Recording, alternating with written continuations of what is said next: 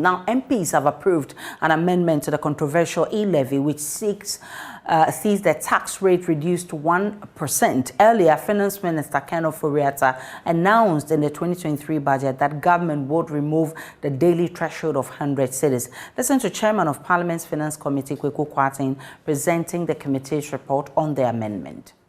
Mr. Speaker, your committee, having met with the sponsors of the bill and having convinced ourselves that the bill was good for revenue mobilization, recommends to this House to adopt this report and pass the Electronic Transfer Levy Amendment Bill 2022 into law. Respectfully submitted, Mr. Speaker. Well, thank you. The ranking. Spokesperson on Finance, Dr. Kesel Atoforsen, said the minority are reluctantly supporting the amendment because government had backtracked on efforts to remove the daily threshold, but said they wanted that to be increased.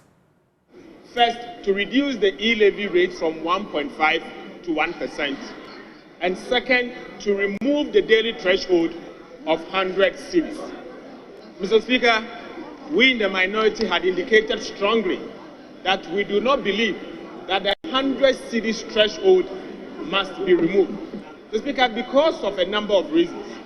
The first is because, Mr. Speaker, the 100 cedi threshold is to, one, protect the vulnerable and to exonerate and to protect them from paying taxes on electronic transfer. However, Mr. Speaker, it is also important for us to understand that the electronic levy, the E-Levy itself, at the time they introduced the 100 cedis exemption as a threshold, the currency for the value of the 100 cedis from the time they introduced the tax to today has been eroded. So, Speaker, if you are to use the deflator, the inflation deflator to adjust, it is obvious to know that the 100 cedis, then the value of 100 cedis at the time, in today's time, is about 40-something Ghana cedis. So clearly, I do not see why the ministry will have to remove this.